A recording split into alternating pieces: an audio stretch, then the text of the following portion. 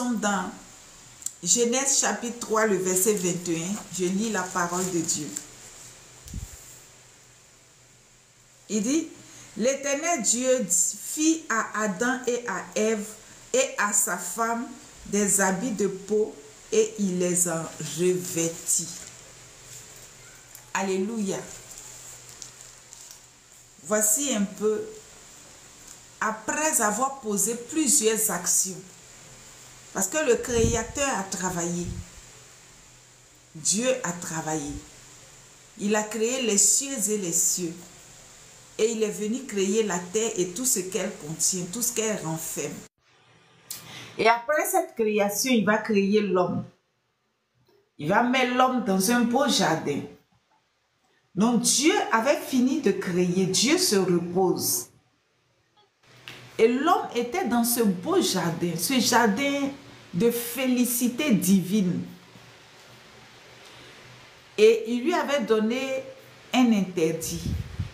Mais l'homme n'a pas su respecter l'ordre de Dieu et l'homme a péché. Donc l'homme a perdu l'éclat, la gloire, le revêtement que Dieu avait mis sur lui. Parce que l'homme était revêtu de la lumière de Dieu. L'homme venait de perdre ce revêtement.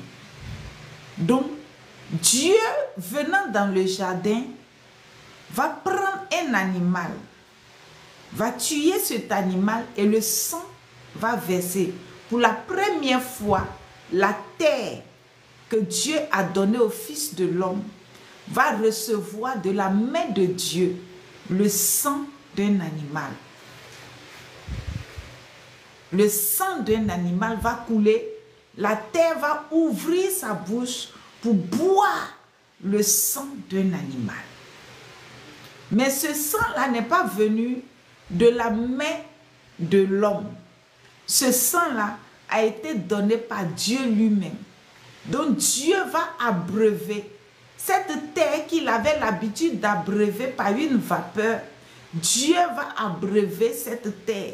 Dieu va donner à boire à cette terre. Cette terre qui a été témoin du péché d'Adam. Cette terre qui a été témoin du péché de Ève. Cette terre qui a été témoin de la trahison du serpent. Cette terre va recevoir de la main de l'Éternel le sang qui va couler d'un animal. Et Dieu ne s'arrête pas là. L'homme a péché, l'homme est nu. L'homme même a confessé de sa bouche que nous avons entendu ta voix. Et comme nous sommes nus, nous sommes allés nous cacher. Dans le péché de l'homme, l'homme aussi a essayé de poser un acte prophétique. Comme Dieu qui est en train de poser un acte en tuant un animal, versant le sang. L'homme aussi, après son acte de désobéissance, va se tourner vers un arbre qui est un figuier. Et l'homme va couper les branches du figuier pour se cacher, pour se couvrir, pour cacher sa nudité. Non, cet acte-là a couvert l'homme pour juste un petit temps, pour juste un petit moment. Mais cet acte n'a pas été capable de couvrir l'homme au point où l'homme puisse se sentir pleinement à l'aise. Pourquoi? Parce que si les feuilles de figuier avaient réussi à couvrir la nudité d'Adam, Adam n'allait pas se cacher. Adam allait se présenter sans honte devant Dieu. Mais les feuilles du figuier n'ont pas réussi à cacher la nudité d'Adam. Donc l'acte prophétique d'Adam pour cacher sa propre nudité n'a pas été efficace. Mais l'acte prophétique de l'Éternel pour cacher la nudité d'Adam était efficace. La Bible dit que quand Dieu a versé le sang au sol, il a pris la peau de l'animal et il a couvert, il a fait un vêtement pour couvrir la nudité d'Adam et couvrir la nudité de Ève. Il y a des moments dans la vie où tu as besoin de l'aide de Dieu. Tu as besoin que Dieu pose un acte dans ta vie. Nous sommes à un temps où tu dois comprendre que l'acte prophétique est utile. Tu dois, en tant qu'enfant de Dieu, de temps en temps, conduit par l'Esprit de Dieu, poser des actes prophétiques. Tu dois aussi, en tant qu'enfant de Dieu, de temps en temps, poussé par l'Esprit de Dieu, accepter que Dieu amène des serviteurs et des servantes de Dieu à poser sur ta vie des actes prophétiques. Tu dois aussi de temps en temps, poussé par l'Esprit de Dieu, accepter, s'humilier pour que l'Éternel, le Créateur de toutes choses, pose aussi sur ta vie des actes prophétiques. La vie sur la terre est formée d'actes prophétiques. Le premier jour que tu viens dans ce monde, la première chose qui s'est passée te concernant, c'est que ta mère a versé sur ta tête le sang. Et ta mère a fait de toi un autel pour que tu puisses vivre sur cette terre. Tu ne peux pas venir dans ce monde si le sang n'a pas coulé. Ce n'est pas possible. Ce n'est pas possible. L'acte du sang te permet de vivre sur la terre. C'est un acte qui te donne le quitus, la garantie, le passeport d'être sur terre. Tu peux être dans la bulle de la matrice de ta mère, au milieu de l'eau. Tu n'étais pas dans le sang. Mais quand tu venais, il faut forcément que le sang coule. Et le sang que ta mère a versé sur ta tête a fait de toi un autel qui vit sur cette terre, qui peut dominer, commander, régner. Donc Dieu utilise la peau de l'animal pour couvrir la nudité d'Adam. Et Adam maintenant peut vivre sur la terre. Pourquoi?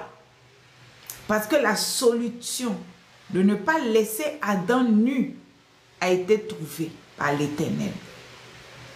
Cet acte-là annonçait le sacrifice du Seigneur Jésus-Christ. Jésus qui allait venir mourir à la croix. Et je me suis posé la question. J'ai dit, Seigneur, mais tu avais déjà réglé le problème. Quand tu as un animal dans le jardin, pourquoi il faut forcément que Jésus vienne mourir? Mais j'ai compris la leçon. Qu'il fallait aussi, publiquement, aux yeux de ceux pour qui Dieu donne sa vie, il fallait que leurs yeux voient, que leurs oreilles entendent, que leur bouche confesse qu'un acte a été posé. Dieu a donné son Fils unique.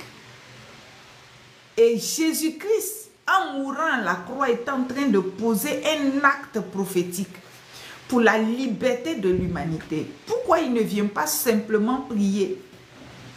Pourquoi il n'a pas seulement parlé? Pourquoi il n'a pas déclaré que vous les hommes, vous êtes libres? Pourquoi il a fallu poser cet acte? Parce que l'acte prophétique souvent est utile, nécessaire, important. L'homme pleurait, l'homme criait. Imaginez des animaux sacrifiés. Imaginez combien d'animaux sacrifiés par le peuple juif pour couvrir leurs péchés. Et Dieu vient donner une solution suprême. La solution suprême, c'est l'acte que Christ a posé à la croix. Pour te dire quoi?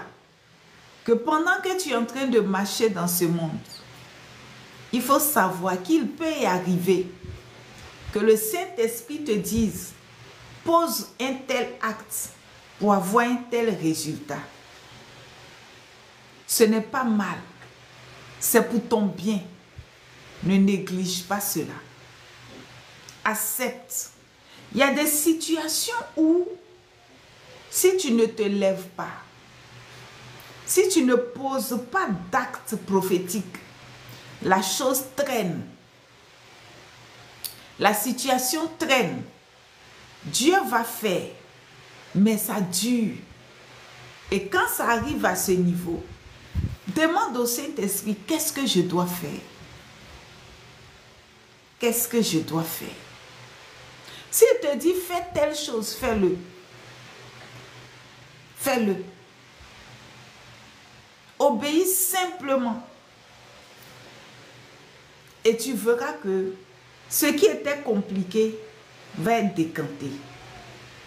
Ne sois pas la personne qui raisonne. Toute prière d'acte prophétique se fait au nom de Jésus. Et c'est Jésus qui exauce.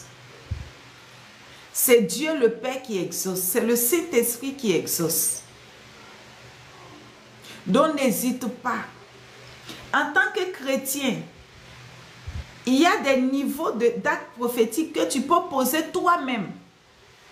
Et il y a des niveaux plus élevés que Dieu permettra que ce soit des hommes de Dieu, des servants de Dieu qui posent cela pour toi. Et il y a des niveaux encore plus élevés que l'Éternel lui-même pose. C'est très important. Ne l'oublie pas. Dieu a dit à Gédéon, va poser l'acte pour libérer ta famille et toi-même. Et l'acte a été posé. Et la famille de Gédéon et Gédéon, la ville de Gédéon, a été libérée. Le prophète est arrivé à Jéricho et a assaini les eaux. Les coloquins sauvages dans le pot a été assaini par un acte prophétique. Pas simplement par la prière, mais il y a eu un acte, il y a eu un fait. L'homme de Dieu a pris un élément pour verser dans le pot. Et la situation a changé. C'est important de commencer à intégrer dans ta vie d'enfant de Dieu les actes prophétiques. Cesse de raisonner. C'est vrai, tu vas me dire qu'il y a beaucoup de désordre. Oui, c'est vrai.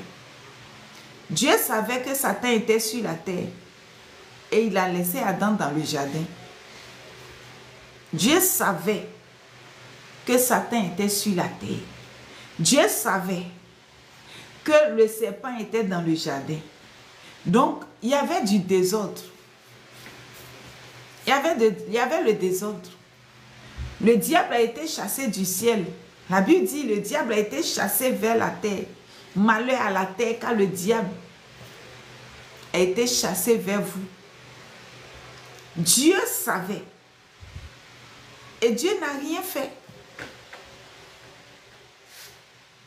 Donc, à notre époque aussi, le Seigneur sait qu'il y a le désordre. Dieu sait qu'il y a les faux prophètes et il y a les vrais prophètes. Il y a les faux pasteurs, il y a les vrais pasteurs. Il y a les faux docteurs, il y a les vrais docteurs. Il y a les faux évangélistes, il y a les vrais évangélistes. Il y a les faux... J'ai oublié il faut que je... Voilà, il y a les faux apôtres et les vrais apôtres. Dieu le sait. Donc, il y a des fausses révélations et des vraies révélations. Il y a des fausses prédications et des vraies révélations et des prédications. Dieu le sait. Il y a des faux conseils et des vrais conseils. Dieu le sait. Donc, Dieu peut te dire de faire des choses et le diable aussi peut t'inspirer. Tu as besoin de discernement. Laisse-toi conduire par le Saint-Esprit. Laisse le Saint-Esprit conduire ta vie. Parce qu'il y a des moments où tu as besoin d'un acte prophétique. Je me souviens, je vais terminer avec ce témoignage. J'étais très malade, très gravement malade. J'ai pris des traitements, je suis allée à l'hôpital, j'ai fait tout. J'ai eu plusieurs personnes qui m'ont soutenu dans la prière. Mon père spirituel a prié pour moi. Mes enfants spirituels m'ont soutenu dans la prière. Mais la situation ne changeait pas. La mort était à ma porte. C'est un acte prophétique qui m'a sauvé. C'était la première fois de ma vie où j'allais poser un acte prophétique. Parce que je priais, je craignais Dieu, je connaissais le Seigneur, mais je ne connaissais pas ce qu'on appelait acte prophétique. Mais pendant que j'étais dans la douleur, j'entends clairement la voix de l'Esprit de Dieu. Clairement, tout le matin, pendant que je priais, il m'a dit, prends du vin, prie sur le vin et verse cela à terre et dis, je donne le sang de Jésus en remplacement de ma vie. C'est comme ça que j'ai prié. J'ai pris le vin, j'ai rendu grâce, comme Jésus a rendu grâce pour la Sainte Seine. Et j'ai déclaré que pour ma vie, pour mon sang, pour ma santé, je donne le sang de Jésus en remplacement de ma vie. Je vous assure, quand j'ai fini l'acte prophétique, Dieu m'a délivré de la mort. Il m'a enlevé de la maladie. Il m'a retiré du séjour des morts. Et c'est après que je vais aller fouiller dans la parole de Dieu pour comprendre même ce que moi-même j'ai fait. Et c'est à partir de là que Dieu a commencé. Quand il y a des situations où les simples prières ne réglaient pas la chose, il me disait, fais telle chose. Et quand il me dit, j'obéis. Quand j'obéis, il y a résultat. C'est pour cela, quand je prie, quand je fais les actes prophétiques, je ne m'inquiète pas. Même si la personne pour qui j'ai fait s'inquiète, moi, je ne m'inquiète pas. Pourquoi? Parce que moi, je sais que c'est déjà OK. Et la personne finit toujours par rendre témoignage que l'Éternel a fait. Ne négligez pas les actes prophétiques. Mais assurez-vous que cela est une recommandation de l'Esprit du Dieu vivant et que c'est le Saint-Esprit qui vous conduit dans cet acte. Et c'est au nom de Jésus que vous posez l'acte. Laissez-vous enseigner par le Saint-Esprit concernant les actions prophétiques. Laissez l'Esprit de Dieu vous enseigner là-dessus. Vous expliquer les choses, le B à bas, pour que vous compreniez. C'est important. Quand j'ai pris le temps, j'ai demandé au Seigneur, mais pourquoi est-ce que tu vas me dire de prendre du vin pour verser à terre? Alors que depuis longtemps, j'ai vu mes parents faire cela. C'est vrai que mes parents, eux, ils ne versaient pas le vin, mais ils versaient des liqueurs. Ils versaient du koutoukou, du bandji, et des boissons fortes là. Ils versaient de l'eau aussi pour invoquer les faux dieux. Et c'est comme ça que le Seigneur va m'expliquer. L'Esprit de Dieu va me dire que le rachat de l'humanité, l'argent ne paye pas. L'argent ne peut pas racheter l'humanité. La vie humaine ne peut pas être rachetée par l'argent. La vie humaine ne peut pas être rachetée par les biens matériels. Mais c'est par le sang innocent, le sang de Jésus. Donc, quand une vie a été vendue dans le monde spirituel et que le diable se lève pour dire qu'on t'a vendu, il faut que tu meurs pour que tu puisses quitter la main de ceux à qui les gens t'ont vendu, tes parents t'ont vendu. Il faut une transaction, il faut un rachat. C'est pour cela que Christ est venu mourir à la croix. Et la Bible dit, il nous a racheter. Racheter veut dire quoi? Nous avons été vendus par Adam. Adam nous a vendus à crédit. Pas crédit, mais gratuitement. Parce que quand il nous a vendus, il n'a rien pris. Adam nous a vendus, donc le diable nous avait achetés. Il était libre de faire tout ce qu'il voulait de nous. Et c'est comme ça que Christ vient mourir à la croix pour nous racheter par son sang.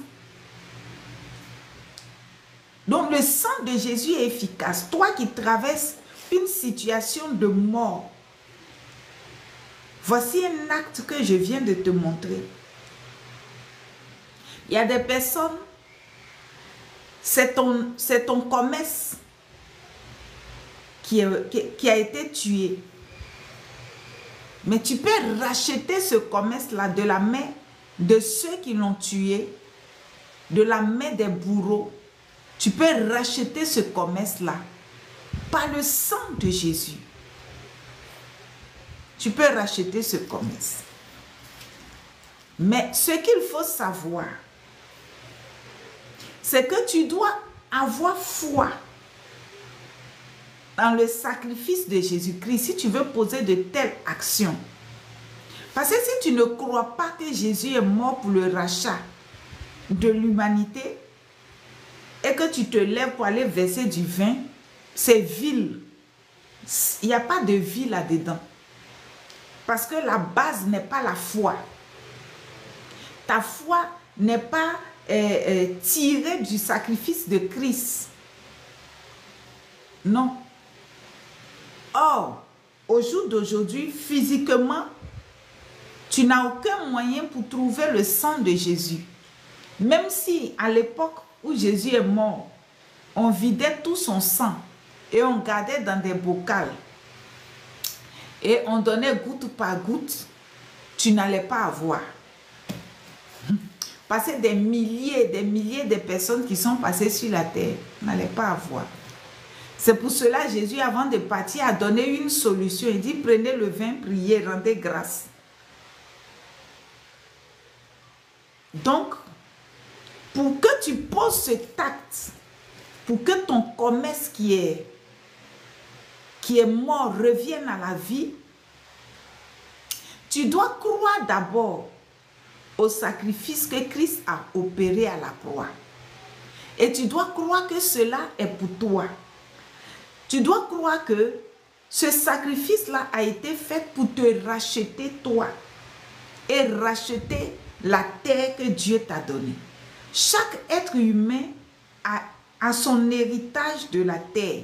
Parce que quand Dieu a créé Adam, Dieu lui a donné la terre. Et Dieu lui a dit que la terre est pour toi et tes fils. Donc chaque être humain a un héritage de la terre. Et quand je parle de la terre, je parle de tous les biens matériels que tu peux avoir. Donc, si le diable t'attaque, tu dois te souvenir que Jésus est mort pour te racheter toi et tout ce que Dieu t'a donné.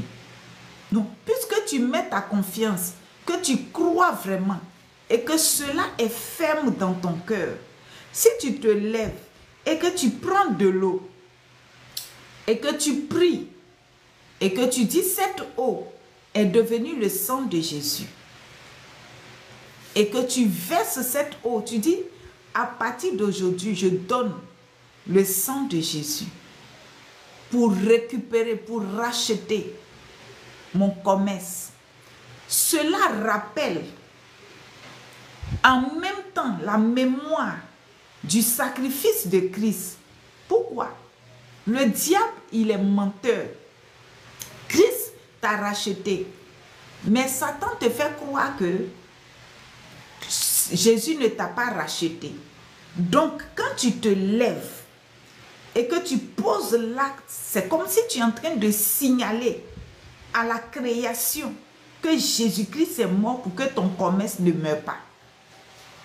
Tu es en train de signaler à la création, aux entités maléfiques, aux démons de haut rang, aux esprits mauvais, aux esprits de haut rang, les principautés, les autorités, tout le royaume mystique, le royaume satanique, le royaume sorcellérique.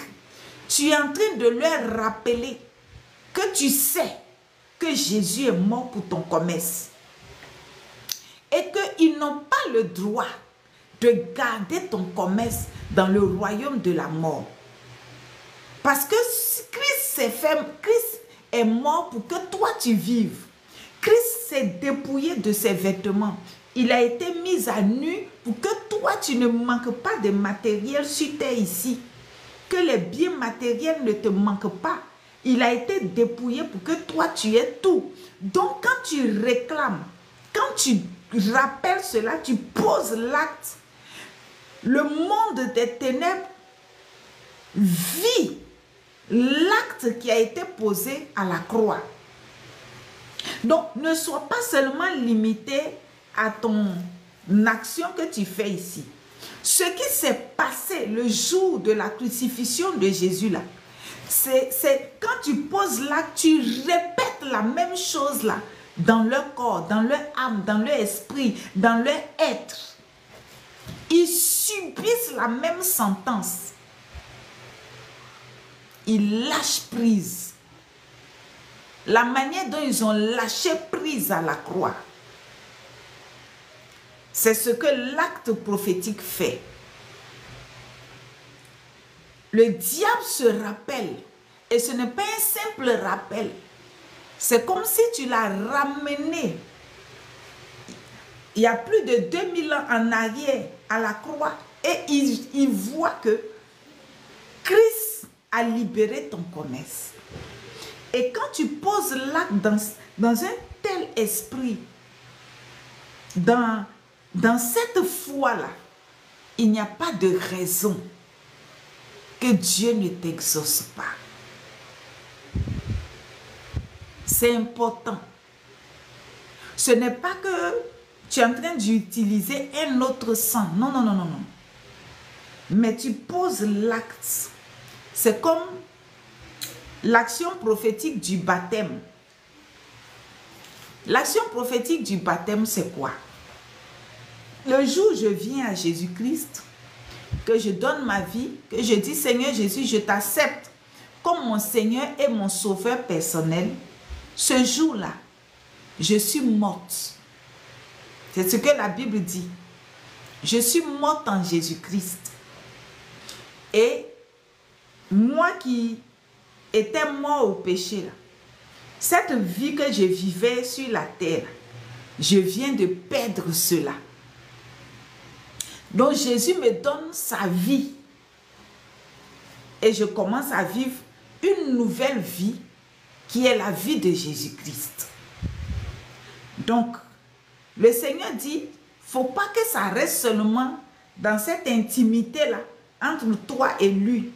Vous deux qui savez que tu es sauvé, que maintenant ton ancienne vie est morte, maintenant tu vis la vie de Christ là. Il ne faut pas que ça reste dans le secret. Va maintenant dans les eaux du baptême, pose l'acte prophétique qui dit que je suis morte en Jésus-Christ, et quand je sors de l'eau, je suis ressuscité pour vivre en nouveauté de vie, la vie de Christ. Donc tu pouvais dire, mais le simple fait que je l'ai accepté suffit, mais Dieu dit de poser l'acte. Pourquoi? Parce qu'en posant l'acte, tu annonces à toute la création l'intimité, la vie nouvelle qui a commencé entre toi et Jésus-Christ et ton appartenance réelle et totale à Jésus-Christ. C'est pour cela qu'après les eaux du baptême, le diable aime attaquer beaucoup les nouveaux baptisés. Est-ce que vous comprenez? Pourquoi? Parce qu'il n'est pas content, il est fâché, parce qu'il t'a perdu, donc il va mettre les bâtons dans tes roues, mais Dieu te donne toujours la victoire. Donc, tu ne peux pas te lever et puis poser des actes prophétiques dans un grand hasard. Non, non, non, non. Tu dois savoir, sur la base de ce que Christ a fait, toute action prophétique se fait sur la base de l'œuvre de la croix. Tout acte prophétique se fait sur la base de l'œuvre de la croix. Tout acte prophétique se fait sur la base de l'œuvre de la croix. Même si Dieu te dit, donne une offrande pour poser un acte prophétique, c'est toujours sur la base de l'œuvre de la croix. Donc, si tu ne crois pas que Jésus-Christ est mort pour le rachat de l'humanité, ça ne sert à rien de poser des actes prophétiques. Ça ne servira à rien. Mais si tu crois, pendant que tu poses l'acte, ta foi doit être connectée à l'œuvre de Golgotha et tu as résultat. Pourquoi? Parce que ce n'est pas la prière que toi tu fais aujourd'hui qui te libère, mais c'est l'acte que Jésus a posé il y a plus de 2000 ans qui t'a libéré. Mais le diable te fait croire que tu es toujours en captivité.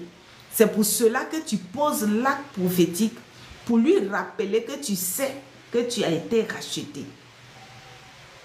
Tu sais que tu as été racheté. Donc tu lui montres ce qui a été fait. Qu'un sang a été versé. Le sang innocent. Le sang de celui-là qui est pleinement Dieu et pleinement homme a coulé pour ta liberté. Donc si tu fais cela, il n'y a pas de raison que ton commerce reste encore dans la mort. Ce n'est pas possible. Tu es malade. Tu as fait toutes sortes de prières. Ça ne va pas. Au niveau des médecins, le Seigneur a dit que même dans la Nouvelle Jérusalem, les plantes serviront à la guérison des nations. Donc c'est normal que tu ailles à l'hôpital pour te faire soigner. Tu es parti. Les médecins disent que le mal est incurable. On ne peut pas te soigner. On ne peut que te calmer. Parce que ça a dépassé le niveau même de la médecine.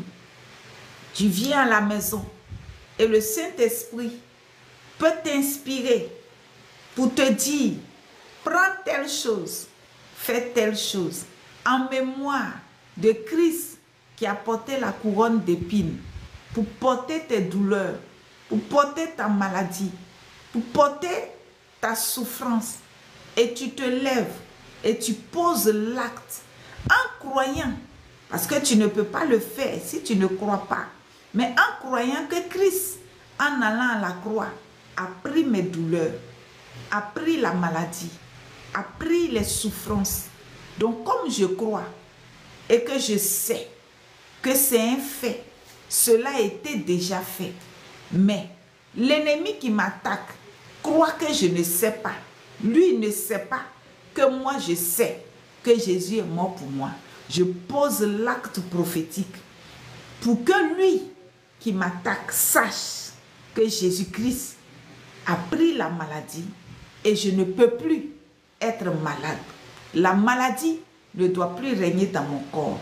J'ai prié, ça ne change pas. Donc je vais à l'autel d'action prophétique pour que la création sache que je sais que Jésus est mort pour moi. Et vous allez voir que l'ennemi va lâcher prise. L'ennemi va lâcher prise. C'est comme ça. Donc, il est important de rentrer, d'étudier, d'apprendre, de chercher à connaître l'œuvre de la croix. Lis encore et encore la parole de Dieu. Lis la parole de Dieu.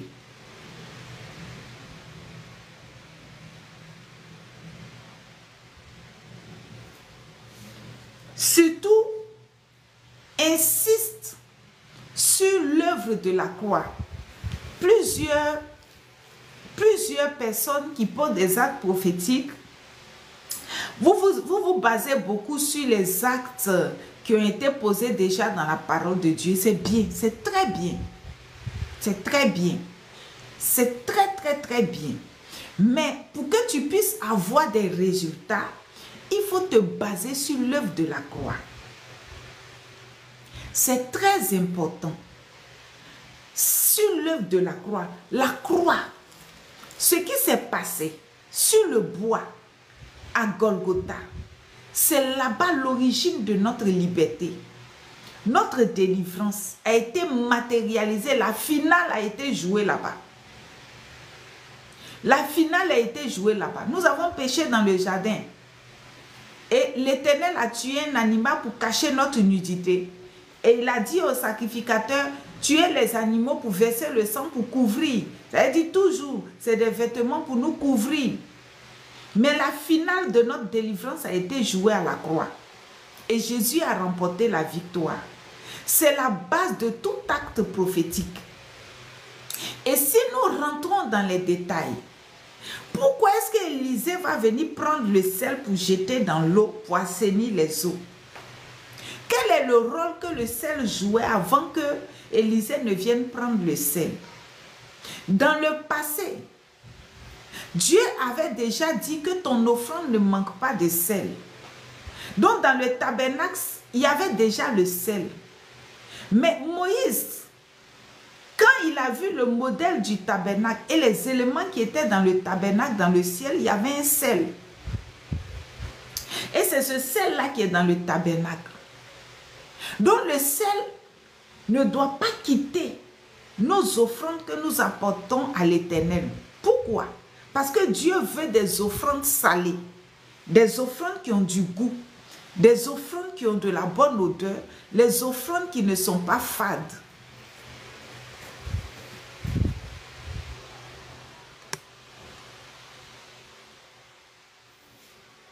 Alléluia.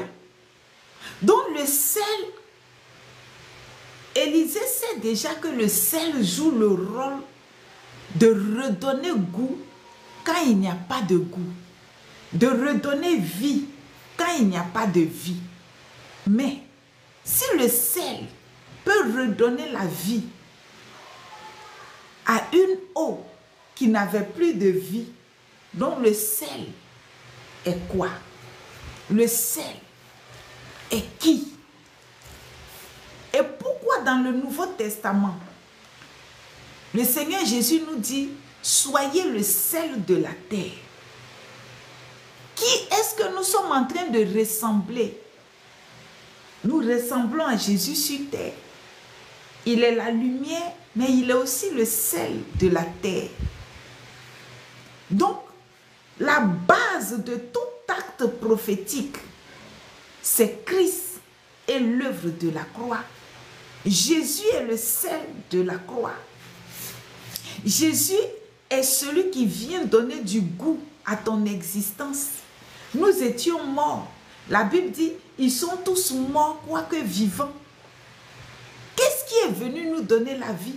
Qu'est-ce qui a redonné la saveur? Qu'est-ce qui a redonné la vie à l'être humain? C'est Christ, le sel de l'Éternel.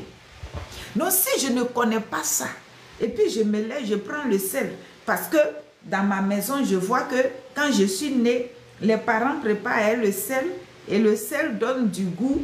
Donc moi aussi, je prends du sel, et puis je pose des actes prophétiques, je n'aurai pas de résultat.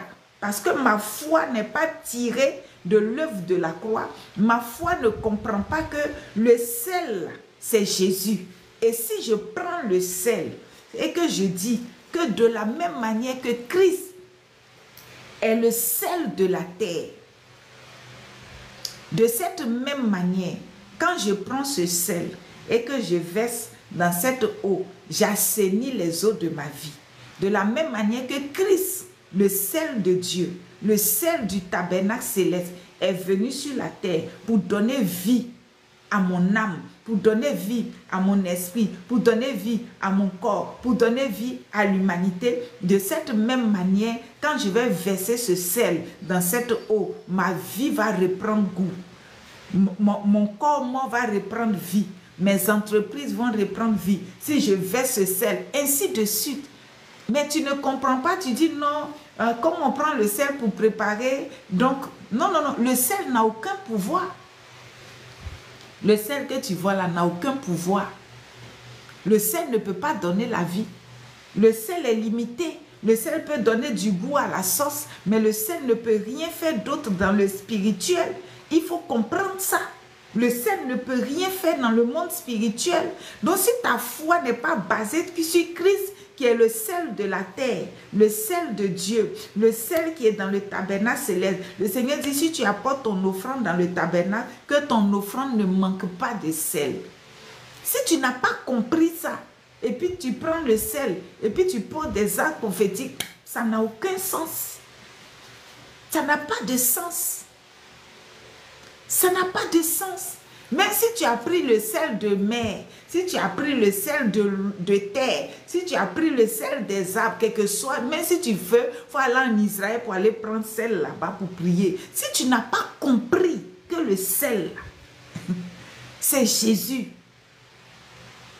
et que c'est pour rappeler à la création visible et invisible que de la même manière que Jésus est venu donner la vie, de cette même manière, quand je prends ce sel pour représenter, pour montrer, pour dire que, comme Jésus prend le vin pour dire que, quand je prends ce sel, de la même manière que Christ me donne la vie, j'aurai la vie.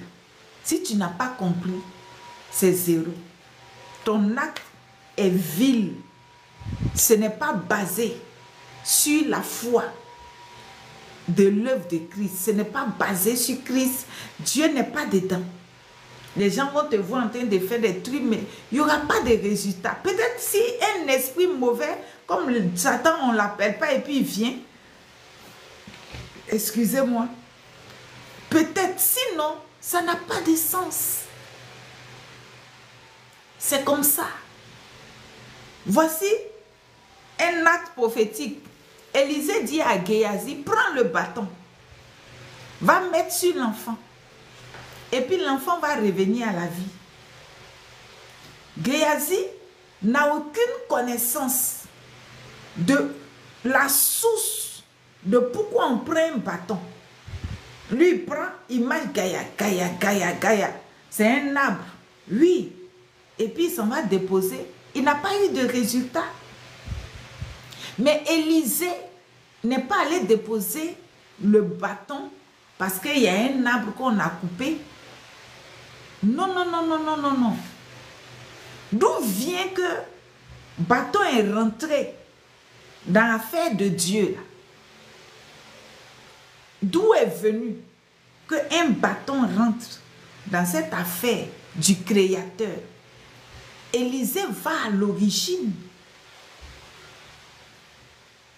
Élisée va à l'origine. Et on a vu que le bâton a été utilisé pour libérer Israël de la captivité plusieurs fois. Et ce bâton-là, c'était Christ, le cep de Dieu. Donc, si tu n'as pas compris tout ça, et puis tu soulèves un bois, et puis tu es en train de poser un acte prophétique, c'est vil. Ça n'a pas ça ne veut rien dire. Parce que rien ne peut se faire en dehors de Christ. Christ est le cep de Dieu. Il dit, je suis le cep. Vous êtes les sarments. Jésus est le bâton de Dieu. Ce bâton-là, quand Moïse l'a levé, la main s'est fendue. Ce bâton est devenu un serpent à avaler les serpents de l'Égypte. Vous pensez que ce bâton dans la main de Moïse, là, c'est qui? C'est Jésus. C'est sur ce bâton que Moïse s'appuyait. Et si tu n'as pas compris ça, et que tu utilises des arbres, des bois, des plantes, mais c'est vil. C'est vil. Ça n'a pas ça n'a pas de fondement. Mais si tu as compris et que tu sais que c'est pour rappel de cela que tu es en train de poser l'acte, il y a forcément résultat. Quand Élisée est parti, il y a eu résultat. L'enfant est ressuscité. Il n'a pas changé de bois. Il n'a pas changé de bâton. C'est le même bâton là. Le même bâton qu'il a donné à Géasi. C'est le même bâton là que lui aussi il a pris pour partir. Pourquoi lui il a eu résultat et pas Géasi? Parce que la compréhension et la foi n'est pas venue des mêmes sources. Ce n'est pas parce que le Père spirituel a donné, mais il faut que Géasi comprenne la source. Qu'est-ce qu'il est en train de faire? C'est important. C'est très important. Donc, c'est important que nous comprenions. Des personnes se lèvent. Ils soulèvent la terre. Je veux me taire, mais Dieu continue, donc je continue. Sinon, je voulais arrêter, mais le Seigneur continue, donc je continue. Ils soulèvent la terre et ils posent des actes. Mais il faut savoir pourquoi tu prends la terre. Pourquoi? Pourquoi tu prends la terre pour poser des actes prophétiques? Où est l'origine? Quelle est l'origine? Tu dois savoir tout cela. C'est important. Nous avons ici une terre. Dieu a créé la terre. Mais il y a aussi une terre spirituelle. Il y a aussi, dans le ciel, là, il y a des compartiments, il y a des endroits. Et il y a chaque endroit a une terre. Et c'est sacré. Tu dois connaître tout ça. Et Christ est venu sur cette terre. Il a livré son corps. Ce corps-là, c'est ce que Christ a emprunté de la terre. Parce que Christ n'est pas de la terre. Jésus-Christ n'est pas de la terre. Lui, là, il est du ciel. Il est esprit. Et quand il est venu, Dieu lui a formé un corps. Et comment Dieu forme un corps? Dieu prend la poussière pour former un corps. Donc, quand tu veux utiliser la terre, quand tu prends la terre, par exemple comme ça, souvent on voit à l'église, on pose des arbres, on dit prends la terre, il faut aller verser dans ton sang, dans ton champ, pour que les choses marchent. Mais est-ce que tu comprends que la terre qui se trouve à l'église est sacrée? Et cette terre-là, c'est quel type de terre? C'est le corps que Jésus-Christ a livré publiquement pour que l'humanité voie. Il dit, j'ai donné mon corps pour être brisé. Le vase a été brisé. Il dit, tu m'as formé un corps, ça a été brisé. Si c'est ça, si c'est ce acte-là que tu es en train de poser, que tu crois véritablement que le corps de Christ a été brisé et on a envoûté ton champ. Les autres, leurs champs produisent, pour toi, ne produisent pas. Et puis tu prends la terre, tu pries là-dessus, tu déclares qu'à partir de ce soir, tu deviens, toi cette terre que je tiens dans la main, tu deviens le corps brisé de Jésus. Quand je vais te déposer dans mon champ, ce champ-là va être assaini. Ce champ va reprendre vie de la même manière que le corps de Jésus me donne la vie là. Mon champ reprend vie, je t'assure. Tu vas récolter les meilleures productions. Les gens vont venir te demander, mais tu as fait quel médicament? Mais si tu n'as pas compris, tu n'as rien compris. Oh Saint-Esprit, merci. Tu n'as rien compris. Tu as vu un prophète là-bas soulever la terre pour prier. Toi aussi, tu as soulevé pour prier. Tu ne comprends rien. Il y a plusieurs types de terre. Je vous ai dit, dans le ciel, il y a la terre du tabernacle céleste. Il y a la terre du trône. Il y a la terre de la Nouvelle Jérusalem. Il y a plusieurs domaines. Il y a des terres. Mais maintenant, toi, c'est quelle terre? Si tu es ici, là, c'est quelle terre? La terre qui peut assainir ta terre. La terre qui peut assainir ta terre, la terre qui peut assainir ton lieu de travail, la terre qui peut assainir ton lieu de commerce, c'est le corps de Christ. Je vous ai parlé tout de suite du sang, mais il y a le corps aussi qu'il nous a donné. Il a donné le corps aussi. Donc quand tu prends ça, tu as résultat. Tu as résultat. On prend l'huile. On paye l'huile d'olive. L'huile, c'est l'huile, hein? C'est vrai, si quand on veut rentrer dans le prophétique, Dieu demande des huiles spéciaux. Mais pour nous, les simples chrétiens en bas ici, là, nous, on n'est pas au moins en haut là-bas, en bas ici. L'huile, c'est l'huile. Donc, on ne va pas aller en haut là-bas.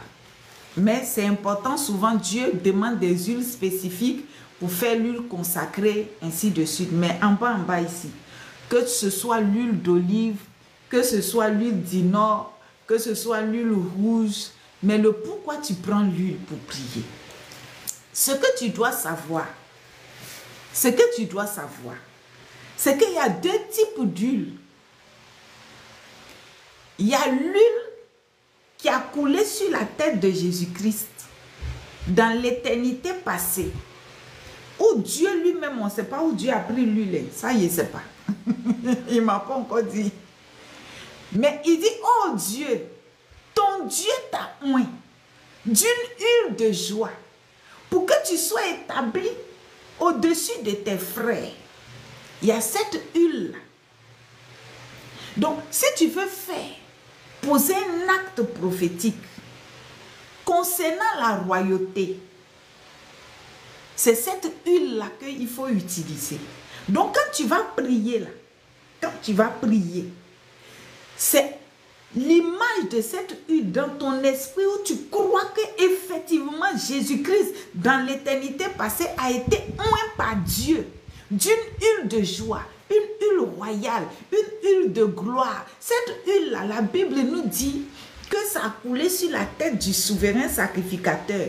C'est descendu sur sa barbe. Ça s'est répandu sur le bord de ses vêtements.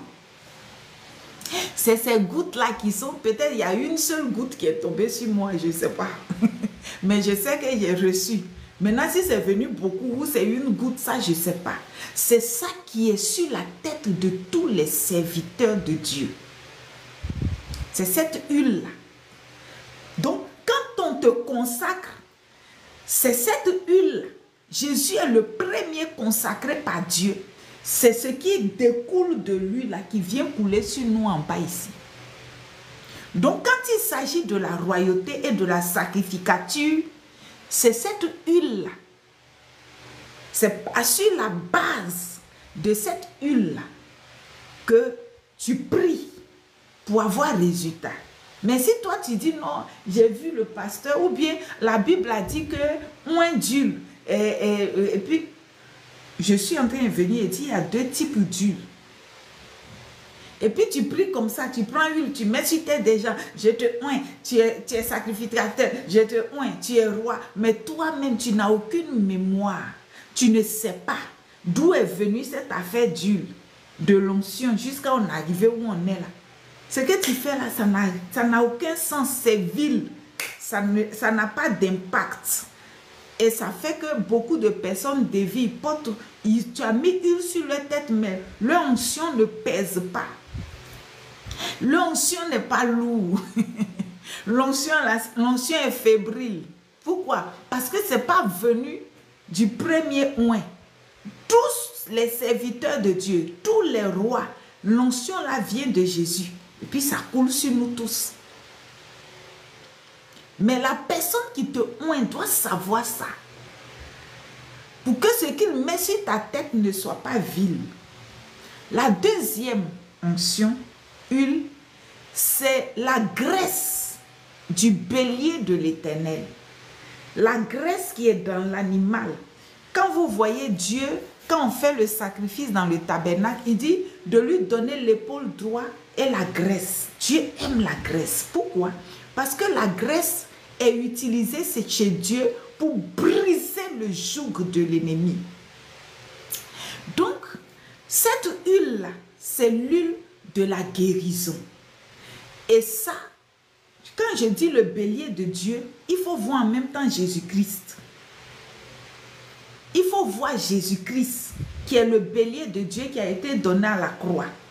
Donc, cette huile-là, ce n'est pas sur sa tête, c'est dans son corps. C'est pour cela que son côté a été percé.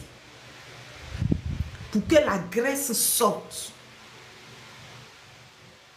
Donc, cette huile qui est dans le corps du bélier de Dieu, qui a été crucifié à la croix, là, cette huile-là n'est pas utilisée pour l'onction royale. Ce n'est pas utilisé pour la sacrificature. C'est utilisé pour la guérison, la délivrance, la résurrection. Tout ce que l'ennemi envoie sur nous. Satan, quand il veut nous charger, il nous charge il nous charge même, c'est pas amusement. Donc, Dieu dit quoi? La graisse fait éclater le joug. Donc, quand tu veux poser un acte prophétique, si c'est la royauté ou bien la sacrificature, tu dois utiliser l'huile que Dieu a pris pour oindre Jésus-Christ. Si c'est la guérison, la délivrance, en tout cas, tous les panneaux pour notre bien-être sur la terre ici. Ça veut dire, le diable, tu as reçu un envoûtement, on t'a attaqué par l'esprit de mort, ou bien tout ça, ou bien quelqu'un t'a maudit, tu as prié jusqu'à ça ne va pas, et puis tu veux utiliser l'huile pour poser l'acte prophétique. Tu dois t'appuyer, tu dois te référer à la graisse du sacrifice. Quand tu regardes dans l'Ancienne Alliance, le Seigneur dit que quand on tue l'animal, on n'a qu'à enlever la graisse. Donc, quand on a tué Jésus, là, il y a la graisse. Et cette graisse pour Jésus a été totalement brûlée. Parce que quand on a vu l'agneau pascal a été totalement brûlé, ça veut dire quoi? Toutes les parties de l'animal ont été sacrées.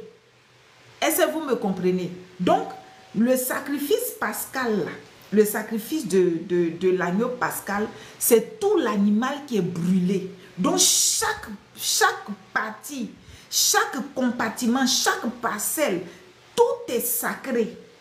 Donc, la mort de Jésus, là, quand on prend, par exemple, si j'avais fait la médecine, j'allais pouvoir vous aider, mais je n'ai pas fait la médecine, donc.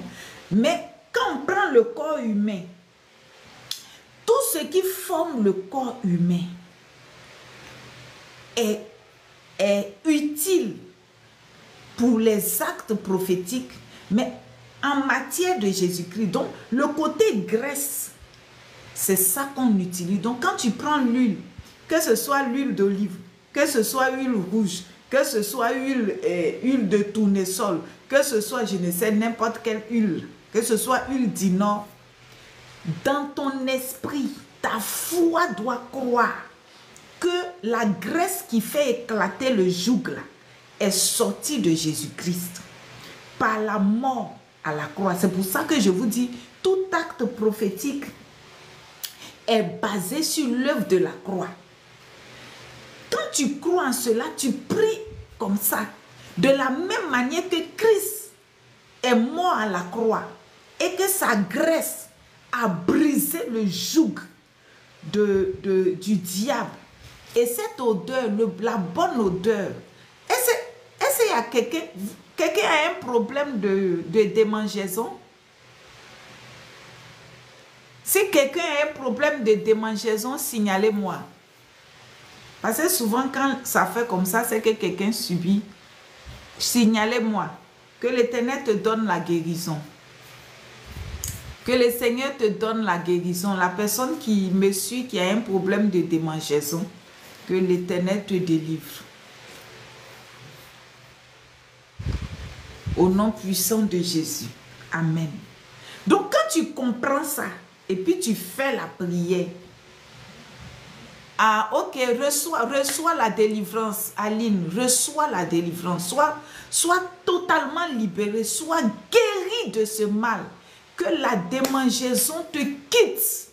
Dieu couvre ton corps à partir de cet instant par le sang de Jésus et que l'huile qui brise le joug, la graisse de Jésus-Christ descend sur toi pour te libérer totalement au nom de Jésus. Amen. Donc, vous comprenez un peu, C'est dans cette pensée-là, dans cette foi, dans cette confiance, quand tu prends l'huile et que tu as prié ainsi, toute personne que tu vas oindre, le mal va quitter. Ça veut dire qu'on n'a pas besoin de cérémonie. Tu as pris ça de la source. Tu as pris ça de l'origine. Tu as pris ça de où ça doit quitter. C'est comme si tu es rentré dans le tabernacle de Dieu et puis tu as pris, quand le souverain sacrificateur a donné la graisse là, c'est comme si tu allais prendre ça là-bas. C'est comme si tu as trouvé le corps de Jésus-Christ sacrifié là et puis tu as pris la graisse là. C'est la même chose. C'est pour cela que tout est fait par la foi. Donc, les actes prophétiques, c'est utile, c'est important, mais ça ne se fait pas au hasard. Ce n'est pas parce que je suis puissante que je prie et puis tu as résultat. Ce n'est pas parce que je suis ointe que je prie que tu as résultat. Mais pendant que je suis ointe, j'ai ma foi qui est enracinée dans l'œuvre de la croix. Et je ne ferai rien en dehors de cela. Non, non, non, non, jamais. Donc voici un peu comment il faut comprendre. Quand on prend de l'huile et qu'on prie, je vous ai dit, 2 onctions, 2 graisses. Ce n'est pas qu'il y a 2 esprits différents. Non, non, non, non. Je vous ai donné la qualité. Je vous ai dit, quand c'est l'onction royale, quand c'est l'onction de la sacrificature, on ne prend pas la graisse qui est dans le corps. On prend l'huile qui a été versée sur la tête de Jésus-Christ dans l'éternité passée.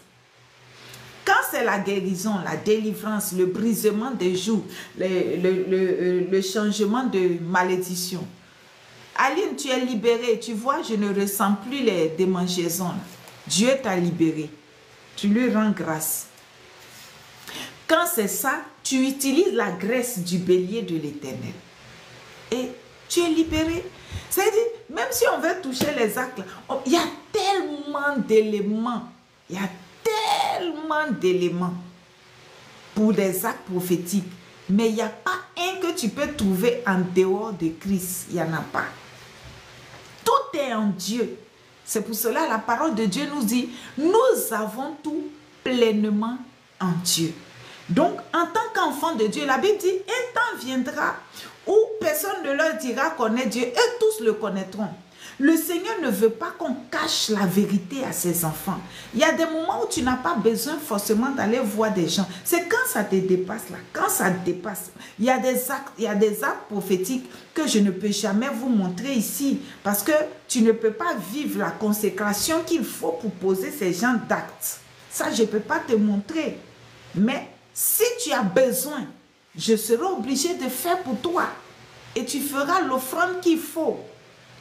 Mais il y a des actes que toi-même tu peux régler rapidement. Est-ce que vous comprenez? Ton commerce ne marche pas, ça tu peux régler. Il y a quelqu'un aussi qui a reçu une attaque au niveau de son sein. On t'a attaqué. Les gens veulent te donner, je n'aime pas dire des mauvaises choses sur les gens, mais les gens veulent te donner leur maladie de sein. Ils t'ont attaqué à ce niveau-là. Signale-toi. Mais même si tu ne te signales pas, reçois ta guérison. On t'a attaqué à ce niveau-là. Reçois ta guérison. Reçois la guérison. Dieu te fait grâce. La flèche te quitte. L'envoûtement quitte ton sein. L'envoûtement quitte. Shalom, shalom, soyez bénis. Pauline, soyez bénie. Shalom à vous. L'envoûtement te quitte pendant que je parle. Ce mal ne restera pas en toi. Ok, puisque c'est toi, reçois la délivrance. Que la graisse du bélier de l'Éternel descende dans ton sein. Et que le mal soit brisé. Ce joug qu'ils ont envoyé sur toi n'a pas la place en toi. Pendant que je parle, l'esprit qui est venu pour te rendre malade te quitte. Tu sens des mouvements comme des reptiles qui traversent le sein. C'est les démons là qui sont en train de te quitter. Les démons là sont en train de te quitter. Quand le joug est sur ta vie là, c'est la graisse du bélier de l'Éternel qui brise ça. Et cette graisse là est dans ce live. On ne peut pas parler de la graisse qui est sortie du sacrifice de Dieu et puis ça ne va pas travailler, c'est pas possible. Le mal quitte tes seins. Tes seins sont libérés, ta poitrine est libérée. L'esprit qui est venu t'a quitté, tu es libre. Il ne sera plus question de ce mal dans le nom de Jésus. Et je scelle cela par le sang puissant de Jésus-Christ. Amen.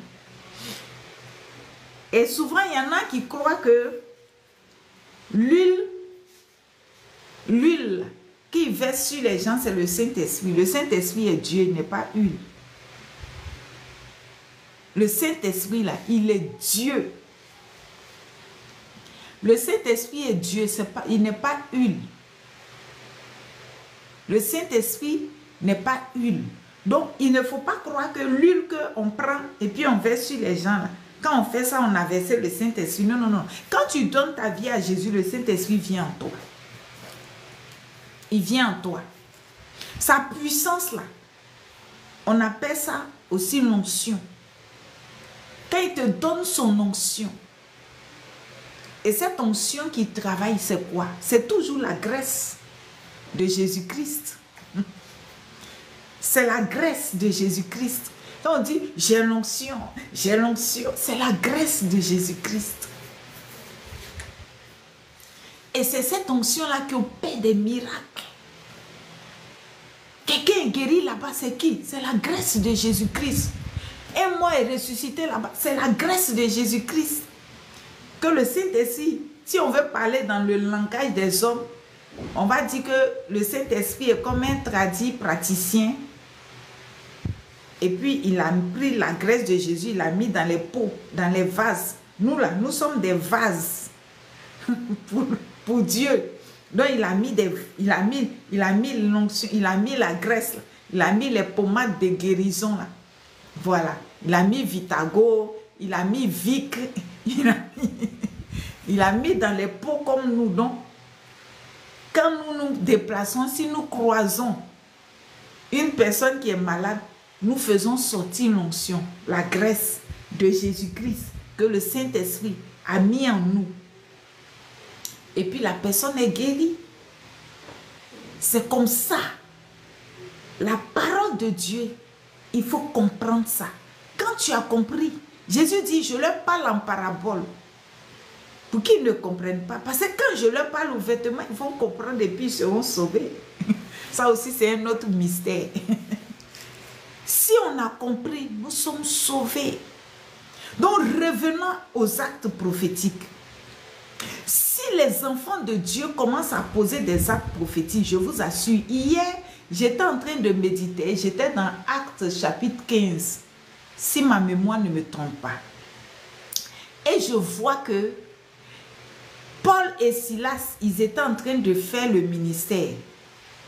Et je paraphrase, le féticheur de la ville est venu avec un bélier pour les adorer. Parce que quand il a regardé les Paul en train de travailler, il s'est dit, mais attends, leur manière de travailler là, ça ressemble à la manière de travailler de mon Dieu. Donc je suis sûre que mon Dieu est descendu sur terre, dans une forme corporelle.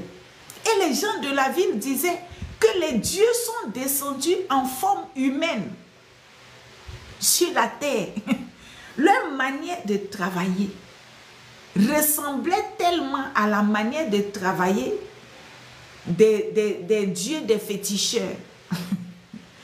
Et Paul était obligé de redresser la chose dans leurs mains pour dire non, non, non, non, non, non, non. On va vous montrer que le Créateur n'aime pas ces genres de choses. Et ils ont pris le temps pour expliquer cela. Est-ce que vous comprenez? Si nous, les chrétiens, nous commençons à vivre comme Dieu veut, à poser des actes prophétiques comme il faut, la même manière au temps des disciples, les féticheurs venaient déposer leurs fétiches, les magiciens venaient déposer leur magie. Vous allez voir dans l'église des gens allaient abandonner Satan pour venir donner leur vie à Jésus. Mais on a abandonné ce qui fait la force de l'Église, l'œuvre de la croix. Nous avons abandonné cela et nous bavardons seulement. Le bavardage, c'est bien, mais il faut revenir à la force de l'Église. La force, ce qui fait la force de l'Église, c'est l'œuvre de Jésus-Christ en mourant sur le bois. C'est ce qui fait la force de l'Église. Tu n'as pas besoin de cinéma. Non, non, non, non, non. Dieu même n'aime pas le cinéma. Dieu, non, non, non, non, non. Quand il a fini de faire, Jésus dit, il dit à ses disciples, ce que j'ai fait là, ne dites à personne. Mais quand il s'en va là, c'est la foule qui continue de parler. Dieu travaille dans le secret. Revenons aux actes prophétiques. Prions pour que Dieu ouvre notre esprit. Retournons à l'école du Saint-Esprit pour dominer dans ce monde. Et nous allons avoir des résultats. Et Dieu sera glorifié. Alléluia. Soyez bénis, hommes de Dieu. Différents Samuel, soyez bénis. Ça me fait plaisir de vous avoir sur le live. Oh, je suis très, très, très contente. Ils m'ont bloqué au niveau de Facebook. Donc, si vous ne vous abonnez pas là-bas, je ne peux pas continuer les lives là-bas. Donc, j'attends que vous vous abonnez. Ils m'ont dit qu'il faut que vous soyez nombreux pour qu'on puisse me débloquer. Donc, j'attends. C'est pour cela que je ne fais plus de live sur Facebook. Donc, vous tous qui êtes connectés, je vous demande, allez-y vous abonner là-bas. Sur APFA Ministry. Comme ça, je pourrai continuer les lives là-bas. Soyez bénis. Voilà ce que le Seigneur a voulu que je dise. Je crois que j'ai tout dit. Il y a quelqu'un aussi qui a un problème de poitrine. Reçoit la guérison. Il y a un mal qui se promène.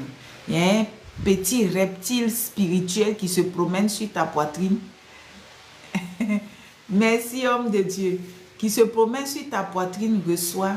C'est un mal qui se promène dans ton corps, en fait. Ce n'est pas seulement sur la poitrine. Il y a un mal qui se promène dans ton corps. Reçois la guérison. Reçois la délivrance. Ce mal-là est en train de causer des dommages dans ton organisme. C'est un esprit qu'ils ont envoyé. Reçois la délivrance. Reçois la délivrance. Que la grâce brise le joug. Que la grâce de Jésus-Christ brise le joug. Alléluia. Amen.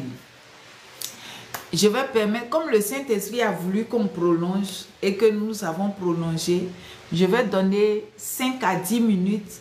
Et s'il y a des questions, vous pouvez poser. Si j'ai la réponse, je vous donne. Si je n'ai pas la réponse, je vais chercher et je vais revenir après vous donner. La personne qui a un esprit qui est en train de fatiguer ton corps, comment aller à l'école du Saint-Esprit? Dieu est en train de te donner la délivrance. Ne sois pas étonné si tu tousses. Si tu es poussé même à vomir, ce n'est pas mauvais. Si tu fais la diarrhée, ce n'est pas mauvais. Le Seigneur est en train de faire une délivrance. Vous êtes où? Je suis à Abidjan, en Côte d'Ivoire, précisément dans le quartier de la Riviera Palmeraie. Voilà, je suis à Abidjan. Maintenant, je revois la question de Prisca. Voilà, comment aller à l'école du Saint-Esprit? Aller à l'école du Saint-Esprit, d'abord, il faut chercher d'abord à devenir son ami. Voilà, parce que le Saint-Esprit s'attriste vite. Donc, il faut devenir son ami. Il faut commencer dans un premier temps à tout partager avec lui. Quand tu commences à tout partager avec lui, tu vas rentrer dans la causerie avec lui. Tu vas commencer à dialoguer avec le Saint-Esprit. Maintenant, c'est lui qui décide. C'est lui qui décide. Dès l'instant où tu commences à dialoguer avec lui, il faut lui exprimer que tu veux comprendre, tu veux aller à son école. Tu veux aller à son école. Et je t'assure, il va commencer à te former. Il va commencer à te former. Ça veut dire quoi? Il faut faire rentrer une atmosphère de confiance. Moi, ce que j'ai fait, c'est que quand je suis venue au Seigneur, je me suis donnée au Seigneur à l'Assemblée de Dieu. Je ne sais pas comment Dieu parle. Je ne savais pas comment Dieu parle. Mais je me rappelle dans ma jeune foi que à chaque fois qu'on a un moment de prière, quand on finit, les autres me disent, Dieu t'a parlé et puis tu n'as pas donné. Il dit, mais Dieu même, il parle comment? Et puis quand, à chaque fois je vais dans les réunions, on dit, non, le Saint-Esprit te parle et puis tu ne donnes pas les révélations. Je ne savais pas. Non, c'est ça qui m'a amené à commencer à poser des questions au Seigneur. Donc j'ai commencé à poser des questions au Saint-Esprit, mais comment tu parles? Parce qu'on me dit que tu as parlé, mais moi je n'ai pas entendu. Et c'est comme ça, un peu. Et j'ai eu un père spirituel qui était très bon. Parce que il n'était pas quelqu'un qui m'expliquait les choses. Quand il y a quelque chose que je ne comprends pas et puis je vais vers lui, il me retourne vers le Saint-Esprit. Ça veut dire, il ne s'assoit pas comme ça pour me dire, ah, ce que tu as vu là, voici. Il dit, non, va prier. Demande au Seigneur de t'expliquer. La personne qui t'a parlé là, retourne vers lui. Donc, mon père spirituel, au lieu de m'expliquer, au début, je n'étais pas contente. Quand il faisait ça, il dit, mais il y a les autres pères là, et ils expliquent tout. Mais toi, quand je viens seulement, tu dis retourne. Quand je viens, tu dis retourne. Tu dis retourne. Mais je vais retourner, Ika, et Dieu finit par m'expliquer. Le Saint-Esprit, donc, ça m'a amené à avoir une relation de partage avec le Saint-Esprit. Je lui demande tout, dans les moindres détails. Et c'est comme ça qu'il m'a expliqué, il m'a montré sa voix, et il me parle, et j'avais commencé à reconnaître sa voix. Donc, dans le monde, je sais qu'un temps va arriver, le Seigneur va permettre qu'on apprenne tout ça dans le monde du combat, au niveau des esprits mauvais, tout ça. Il n'y a pas quelqu'un qui m'a montré. C'est le Saint-Esprit. Ce que mon père spirituel m'a fait, au début, je ne comprenais pas parce que je me sentais lésée. Mais aujourd'hui, ça a été utile pour moi. C'est vrai, il m'a donné l'enseignement, la théologie. Il était là pour m'encadrer, il a fait ce qu'il fallait, mais dans la relation avec le Saint-Esprit, il m'a toujours poussé devant l'Esprit de Dieu. Donc, c'est des questions que je lui pose. C'est-à-dire, au lieu de passer mon temps à demander des choses inutiles, je pose beaucoup de questions au Saint-Esprit. Je pose beaucoup de questions et je m'attends à ses réponses. Et cela a fait que, quand il me parle, je reconnais sa voix. Je sais qu'il a parlé. Et arrivé à son école, c'est lui qui a décidé. C'est lui qui a décidé de commencer à me former. Il a décidé de commencer à me former parce que quand je suis venue au Seigneur, j'ai voulu ressembler aux autres prophètes. En fait, au début, j'ai voulu ressembler aux autres prophètes parce que je n'avais pas de repères. Et je regardais et puis je veux faire comme. Il y a un petit témoignage qui fait un peu rire. C'est que d'habitude, quand je fais les délivrances calmement. Hein. Je suis assis là et puis je chasse les démons. Des démons coriaces là, ils quittent des vies. Maintenant, un jour, j'ai vu une servante de Dieu qui chassait les démons et sa manière m'a plu. Donc, j'ai ma fille, lui dit, mais qui peut vous rendre ce témoignage-là. Donc, ça m'a tellement plu. J'ai dit, non, moi-même, j'ai fait comme pour elle. Là. Et moi qui faisais des délivrances, simplement, des fois, je suis assise dans mon fauteuil, j'ai dit, Satan sort et puis il sort là. Je me suis levée et puis j'ai posé des trucs, j'ai fait les choses comme la femme là. J'ai dit, le jour là, l'esprit là n'a pas bougé d'un iota. Et puis ma fille spirituelle qui était avec moi, on faisait la délivrance, elle me regarde. J'ai fait, je me suis fatiguée, j'ai sauté, j'ai crié, rien. Et le soir, le Saint-Esprit me dit, mais qui t'a dit de prier comme ça? Parce que je lui ai dit, mais pourquoi l'Esprit n'est pas parti? Il dit, mais est-ce que c'est moi qui t'ai dit de faire ça?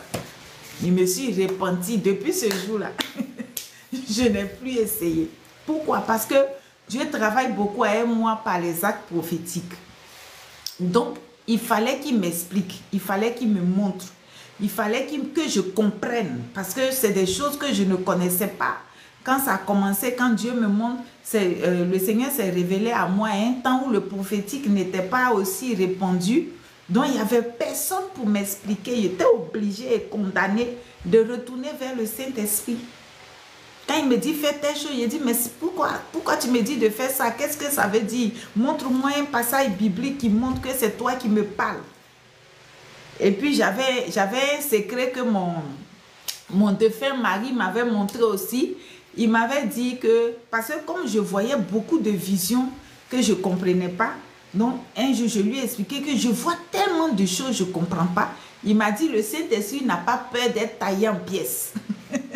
Donc, tout ce que tu vois, la première chose là, tu tailles en pièces. Maintenant, si c'est Dieu, ça ne sera pas taillé. Mais si c'est le diable, il sera taillé. Donc, quand je vois des choses bizarres, je dis, Saint-Esprit, si ce n'est pas toi, que ça s'arrête. Mais si c'est toi, que ça continue. Donc, toutes ces choses-là, ces petits trucs que je fais, c'est comme ça que le Seigneur m'a... Je suis à l'école du Saint-Esprit 24 heures sur 24. Et je n'ai pas de secret pour lui. Je n'ai pas de secret pour le Saint-Esprit. Même mes faiblesses, même mes péchés, les choses les plus honteuses, ce n'est pas que je le prie ou bien je lui explique tout. Même quand je vais faire quelque chose de mal, je lui dis, Saint-Esprit, ça là, je vais faire. Et je l'écoute aussi. Donc, ça fait que il y a une relation qui est née entre nous et ça me facilite beaucoup les choses pour mon ministère prophétique. Donc, c'est ce que je peux vous donner comme conseil. Et je veux croire que ça peut vous aider. Prisca, je veux croire que ça peut vous aider. Donc, il faut procéder ainsi. Que le Seigneur vous bénisse.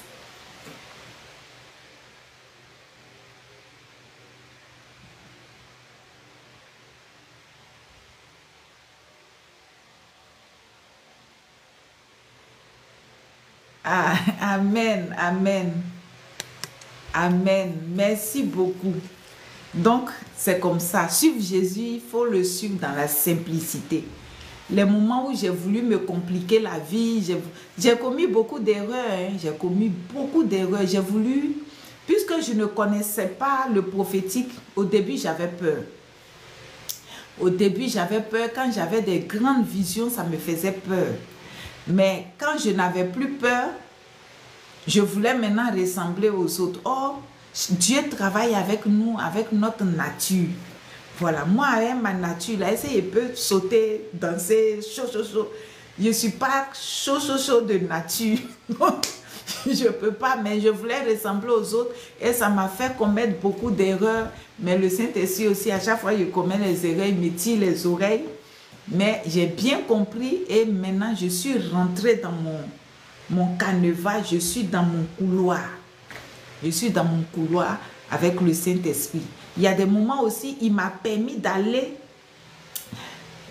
voir ailleurs pour voir un peu, pour que je puisse aussi aider.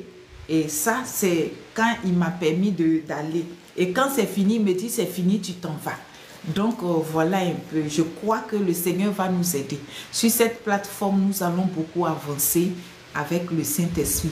Je ne crois pas que j'ai la totalité de la connaissance de tout ce qui concerne Dieu, mais le peu que Dieu m'a donné, Dieu permettra qu'on puisse partager pour que nous tous ensemble, nous puissions évoluer. Et plus ce que Dieu va vous donner en plus, je sais que vous serez complet. Que le Seigneur vous bénisse. S'il n'y a plus de questions, Tano Jules, soyez bénis. Shalom à vous aussi. S'il n'y a plus de questions, on va arrêter. Il est 22 h. Demain, d'autres doivent aller au travail. doivent se reposer. Donc, s'il n'y a plus de questions, que ces paroles-là demeurent en vous. Voilà, si j'ai la possibilité de tout ce qu'on a vu aujourd'hui, voilà, je vais chercher à sauvegarder ça pour envoyer sur ma page de Facebook et puis sur YouTube pour que ceux qui veulent revoir cela, que vous puissiez trouver cela sur Apefa Ministry. Parce que sur TikTok, quand je mets beaucoup de messages, ça ne passe pas, on est obligé de découper. Donc j'ai décidé maintenant que ce qu'on fait ici, si quand je vois que c'est important, je transporte cela sur Facebook et YouTube. Donc vous pouvez consulter cela là-bas après. Et quand vous allez, s'il vous plaît, abonnez-vous pour que je puisse continuer les lives là-bas. Que le Seigneur vous bénisse. Non, il n'y a plus de questions. On dit quoi? Alléluia. Je prie pour vous, je vous laisse entre les mains du Saint-Esprit. Que tous ceux qui désirent aller à l'école du Saint-Esprit, que les portes s'ouvrent pour vous. Que l'Esprit de Dieu vous reçoive, qu'il devienne votre meilleur ami, qu'il devienne votre compagnon de tous les jours, qu'il devienne le Dieu qui chuchote à votre oreille, qu'il soit celui-là qui vous fait confiance. Voilà, qu'il puisse vous faire confiance, qu'il puisse aimer votre présence. De la même manière, vous aimez sa présence, que lui aussi, il aime votre présence. Et qu'il puisse vous révéler des grandes choses. Et qu'il fasse de vous des hommes faits, des femmes faites. Et que quand la trompette va sonner, nous puissions tous nous retrouver dans les airs à la rencontre de Jésus-Christ. Passez une nuit paisible, tranquille. Que l'Éternel vous bénisse. Réussissez dans tout ce que vous entreprenez. Réussissez dans chaque domaine où vous êtes. Soyez en paix avec Dieu. Soyez en paix sur cette terre.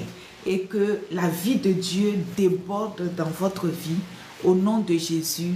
Amen, amen, amen. Nous avons fini pour aujourd'hui. Passez une très bonne nuit. Ceux qui partent pour travailler, que Dieu bénisse votre travail. Amen. Amen, amen, je reçois maman Aline.